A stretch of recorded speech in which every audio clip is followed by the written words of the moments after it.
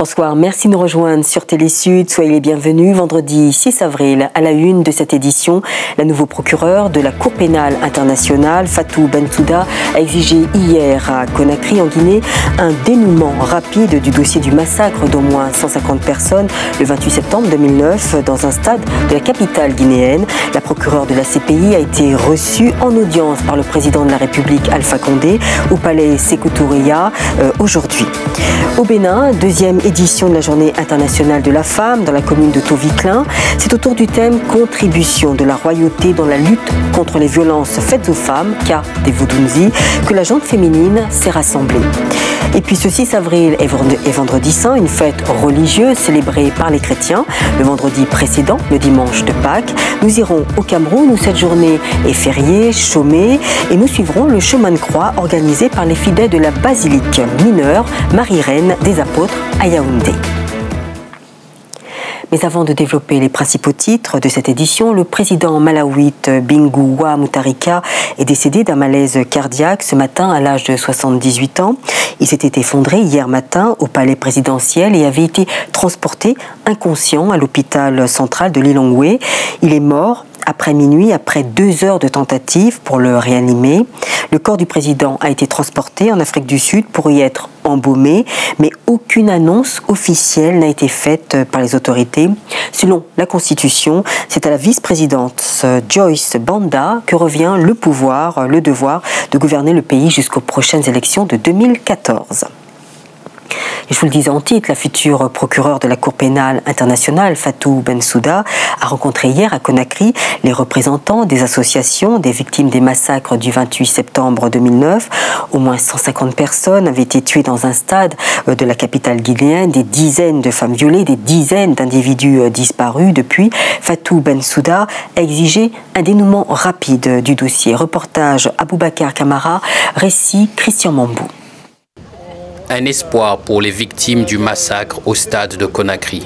Près de 3 ans après la tuerie et les viols du 28 septembre 2009, le nouveau procureur de la Cour pénale internationale a rencontré les rescapés. Fatou Bensouda exige que justice soit faite dans les plus brefs délais.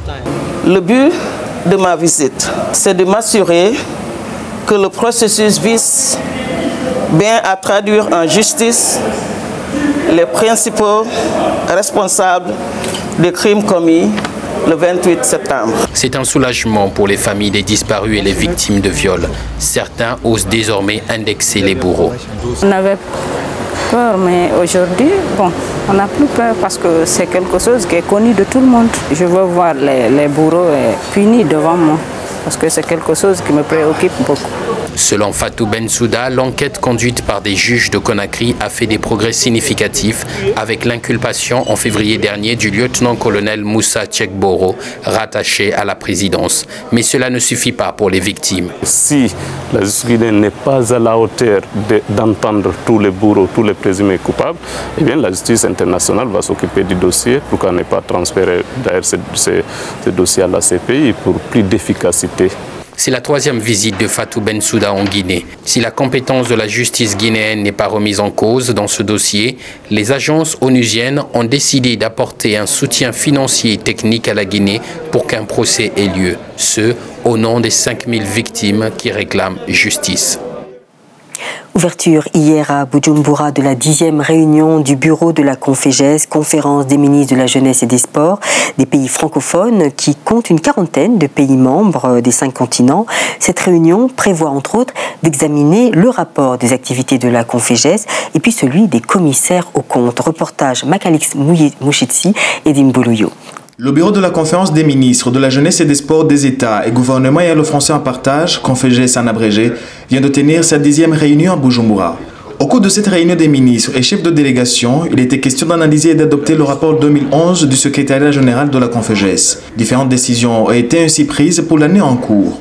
Et ces décisions vont permettre justement à ce que notre organisation de la Confégès puisse mieux rayonner dans la famille francophone, puisse rayonner dans le domaine de l'encadrement de la jeunesse, que ce soit dans le domaine du sport, que ce soit dans le domaine de la jeunesse, et en particulier pour la détection des jeunes talents, pour l'appui aux sportifs des meilleurs au niveau de chaque pays. Dans le cadre d'appuyer les initiatives des jeunes ressortissants des pays ayant en commun la langue française, la conférence des ministres de la jeunesse et des sports a mis à leur disposition un fonds d'appui au projet des jeunes. Tout ce qui vient d'être fait, et en particulier les décisions qui sont prises, ce sont des décisions en premier lieu qui intéressent la jeunesse, qui permet justement à la jeunesse de s'autofinancer, de trouver des projets générateurs de revenus dans les projets qu'ils ont appelés le FIGE, le Fonds d'insertion des jeunes. La candidature de l'Égypte a été acceptée dans cette réunion et vient totaliser le nombre de 12 États et gouvernements membres du bureau de la Confégès.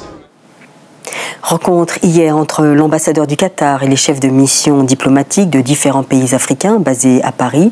Cette rencontre à l'initiative de l'Émirat illustre la volonté du Qatar de se rapprocher du continent africain, créer des ponts entre le Proche-Orient et le continent. C'est ce qui est ressorti des différentes interventions. Je vous propose d'écouter les ambassadeurs du Qatar et du Rwanda qui reviennent sur le bien fondé des échanges. Au micro de Luc Mayou et Leila Blibaï.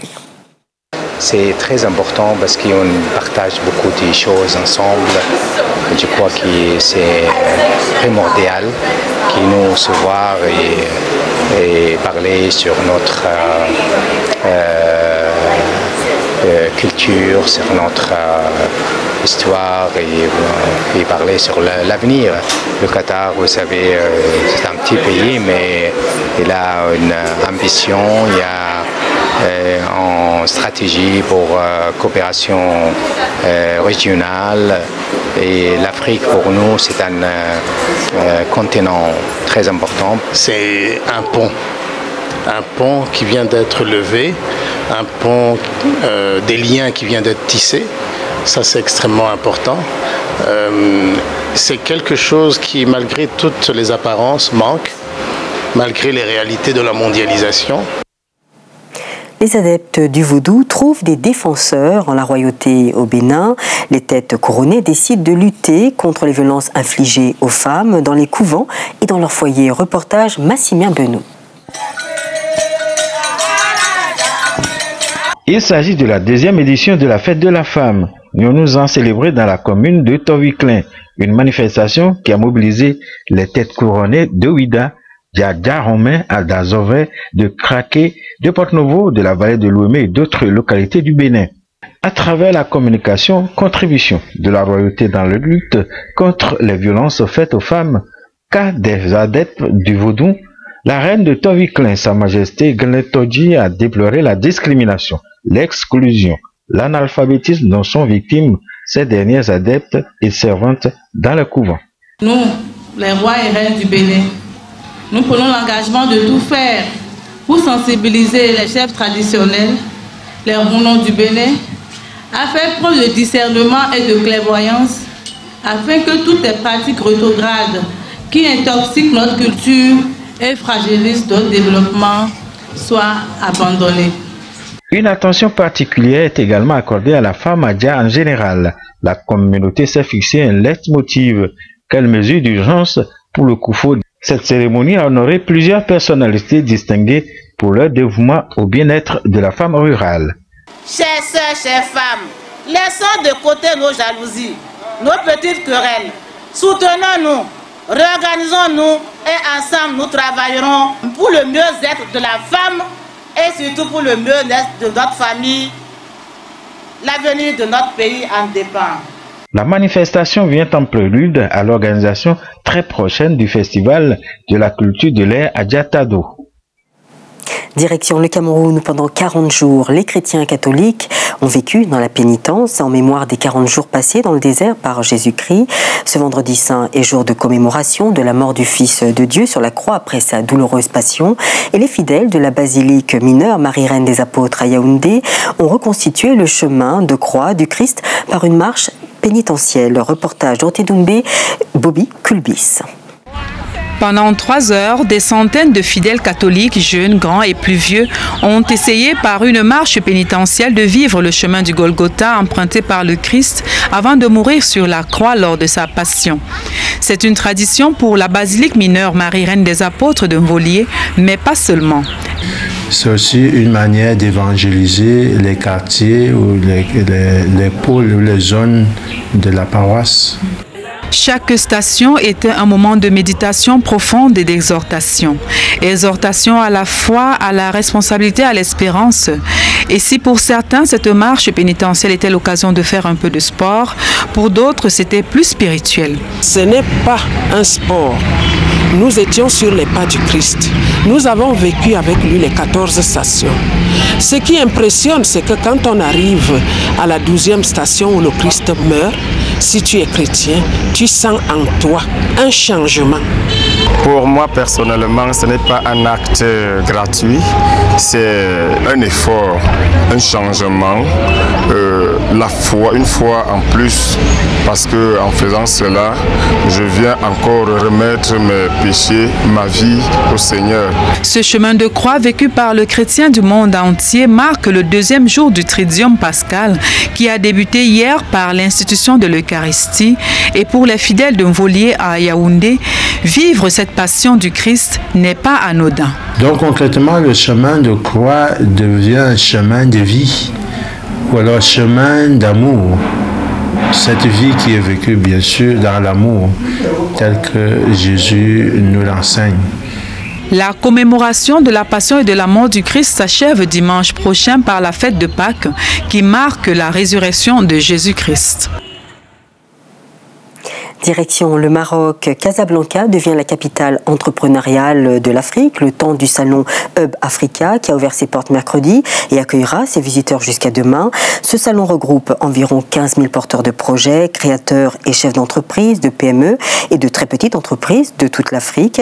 L'événement se veut une plateforme d'échange et de débat entre experts et jeunes porteurs de projets s'intéressant à la question de l'entrepreneuriat sur le continent noir. Image APA TV. Nous arrivons au terme de cette édition. Je vous rappelle l'information principale. La procureure adjointe de la CPI, Fatou Bensouda, a achevé hier sa visite de 2 jours en Guinée. Cette 3e visite en Guinée pour Fatou Bensouda s'inscrit dans le cadre du suivi de la procédure judiciaire nationale sur les crimes commis le 28 septembre 2009 dans un stade. À cette occasion, 150 personnes étaient décédées, de nombreux manifestants avaient été blessés et plusieurs femmes violées. Voilà, merci de nous avoir accompagnés tout au long de cette édition. Prochain rendez-vous avec l'info, demain avec le JT du week-end, tout en images. Et puis dès lundi, vous retrouverez Nidia Paliakara à cette même place à 21h. Alors tout de suite, le JT Sport animé par Ahmed Parizeau. Bonne soirée, bon week-end et reposez-vous bien.